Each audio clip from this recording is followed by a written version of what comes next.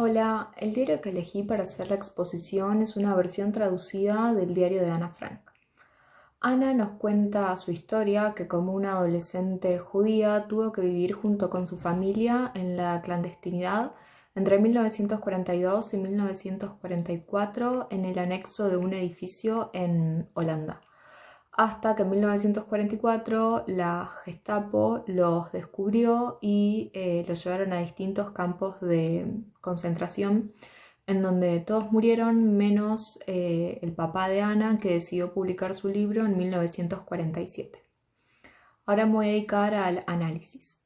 En cuanto a los géneros discursivos, definidos por Bakhtin como tipos relativamente estables de enunciados que utilizamos para la comunicación, podemos decir que el género que más predomina es la autobiografía, que es el género secundario, el más complejo, que absorbe a otro género discursivo, es decir, a un género primario, que es el diario íntimo. Entonces tenemos como género secundario la autobiografía y como género primario el diario íntimo. El diario íntimo exige, no me di cuenta de decir que los géneros discursivos se pueden analizar teniendo en cuenta 4 características, que son la estructura, el estilo, la función y el tema. Me parece importante aclarar que dentro del concepto de estructura voy a incluir el modo y dentro del concepto de estilo voy a incluir el tono, que son dos características que Halliday menciona cuando vimos la noción de registro. El diario íntimo diario personal, exige determinada estructura, determinado modo. No está organizado en capítulos, sino que tiene una disposición de fecha y texto. Ana coloca la fecha en el margen izquierdo para darse cuenta o para tener una constancia del momento en el que ella decidió plasmar lo que sentía o sus vivencias en el diario, o bien para luego de un tiempo volver a leer eso y analizarse, que de hecho lo hace los días anteriores, los últimos días de su escritura. Sin embargo, no es el único género presente. Ana, se puede pensar que el diario íntimo es en el ámbito privado, es para que lo lea uno mismo. Sin embargo, Ana crea un destinatario, una amiga imaginaria a la que llama Kitty. Cuando crea este destinatario, podemos observar la estructura de una carta. Entonces aparecen algunos rasgos del género epistolar, cuya manifestación principal es la carta, que también exige cierta estructura.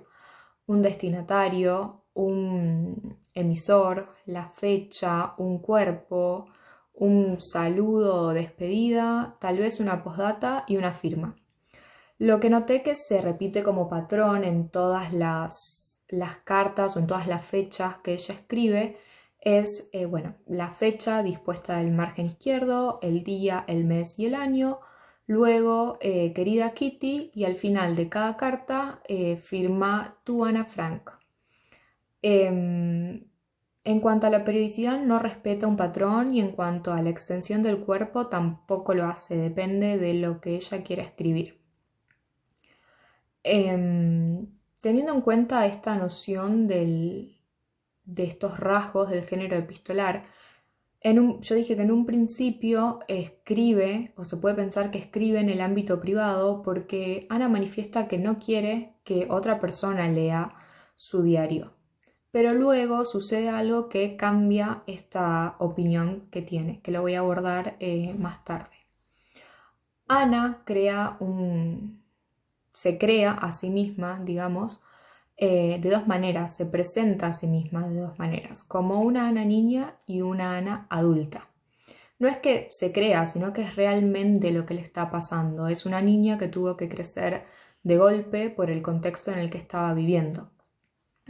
También se puede ver, ella nos cuenta que considera que existen dos Anas. Una Ana mala, que el resto considera insolente y maleducada, y una Ana buena, que ella sabe que está en su interior, pero que no quiere dejarla salir o que no puede dejarla salir porque tiene que mostrarse fuerte. Y al mostrarse, la forma de ella de mostrarse fuerte es ser insolente. Entonces existe una dualidad en cuanto a la persona que escribe, una Ana niña y una Ana adulta, una Ana buena y una Ana mala. Esta dualidad se puede ver de distintas maneras a lo largo del diario. La primera, la Ana niña, está en las primeras fechas. Incluso luego Ana se reconoce como una niñita insolente. Después se da cuenta que no es la misma que cuando empezó a escribir, sino que maduró.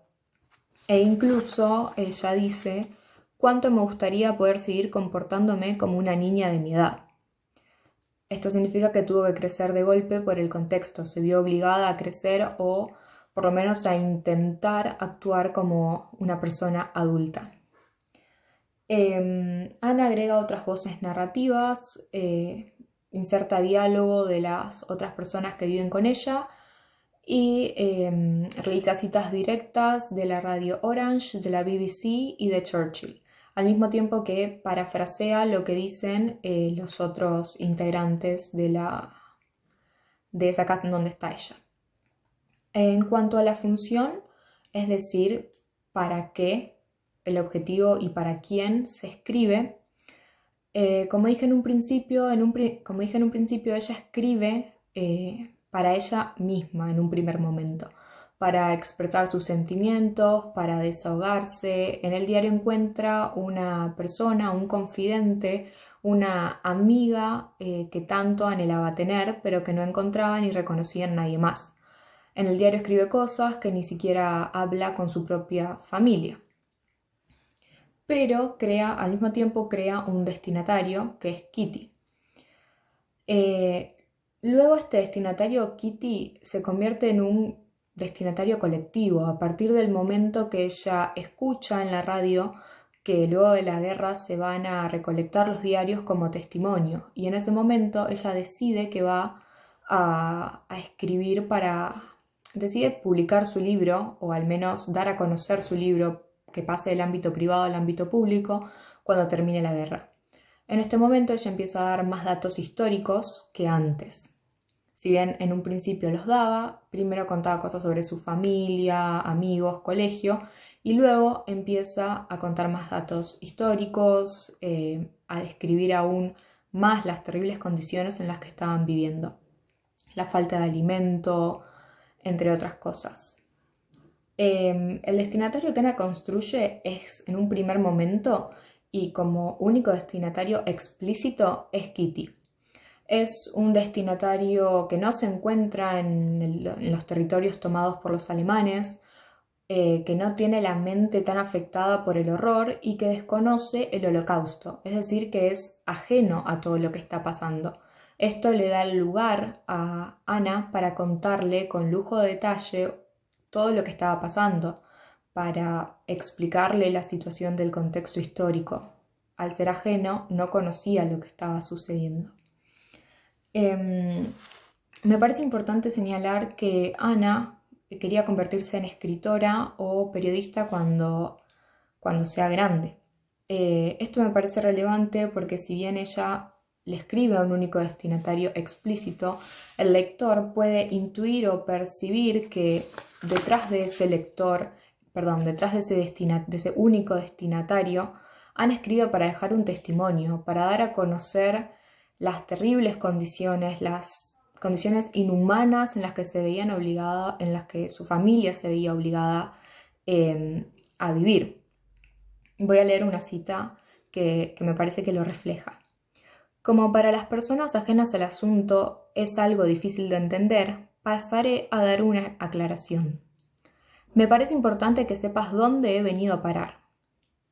En cuanto al estilo, podemos mencionar las tramas textuales, que son los diversos modos que, que se pueden usar para expresar un texto que se creó con determinado fin, según la definición de Rueda y Aurora. La trama que predomina en el diario de Ana es la narrativa, ya que presenta hechos que ocurren en un periodo de tiempo entre 1942 y 1944 y en un espacio determinado en una casa en Holanda. Y los hechos tienen una conexión causal, una conexión de causalidad entre sí. Podemos decir que la introducción típica de los textos narrativos, en este caso, son las primeras fechas en donde ella cuenta su origen, su familia, sus amigos, y que el desarrollo comienza cuando cuenta su vida en la casa de atrás, su vida en la clandestinidad. El diario en sí carece de un desenlace porque finalmente los descubren y la última carta que Ana escribe reflexiona sobre ella misma y no sabe que si la van a descubrir o no, entonces termina así, no hay un desenlace. Sin embargo, en el epílogo nos enteramos que fueron llevados a distintos campos de concentración. Al ser un diario íntimo está narrado en primera persona, autor y narrador son los mismos, el narrador es protagonista porque no solo conocemos los hechos, sino también cómo se siente y su percepción de esos hechos. El tiempo verbal que se utiliza es el presente del indicativo, aunque también se recurren a los pretéritos o al pretérito futuro para narrar cosas que ya sucedieron o bien hacer proyecciones. Dentro de la trama narrativa podemos observar la descriptiva. Ana recurre mucho a la descripción, no solo de objetos y lugares, sino también de personas y sentimientos. Con esto quiere que el lector sienta exactamente o vea exactamente lo que ella vivió, o al menos una aproximación que sea lo más cercana posible. Para ello recurre a distintos recursos como la metáfora, la comparación, imágenes auditivas, visuales, olfativas y táctiles, y por momentos se utiliza un lenguaje poético. Voy a leer algunos ejemplos de estos recursos. Un ejemplo de descripción se trata de la oficina principal del edificio, muy grande, muy luminosa y muy llena. Se llega a una habitación bastante oscura y húmeda. Un ejemplo de comparación, nos mantenemos silenciosos como ratoncitos bebés. Un ejemplo de un pasaje que tiene un tono poético. Me da la sensación de ser un pájaro enjaulado al que le han arrancado las alas violentamente y que en la más absoluta penumbra choca contra los barrotes de su estrecha jaula al querer volar. Un ejemplo de metáfora. El pan era una piedra. Un ejemplo de una imagen auditiva. No podés ni oír tus propias palabras de tanto que truenan los cañones. En cuanto a la función, predomina la función expresiva debido a la intención del emisor de Ana, debido a que su intención es transmitir sus propios sentimientos, emociones, opiniones y valoraciones. Aparecen muchas expresiones interrogativas y exclamativas. El diario está lleno de estas expresiones. En cuanto al tono, es espontáneo, se trata de un diario íntimo, no está premeditado, sino que uno escribe lo que le sale en el momento. El tono es íntimo por esta relación que ella sentía con el diario de confidente y de amigo. Es informal. Por momentos utiliza un lenguaje bastante avanzado para su edad. Por momentos cuida sus palabras, se presenta como una Ana culta, incluso por momentos dice expresiones en otro idioma y, aunque la mayoría de las veces utiliza un lenguaje vulgar. Por ejemplo, ¿qué mujer más idiota? Es francamente estúpido que todos se peleen por ella. En cuanto al campo, el tema es la vida clandestina y persecución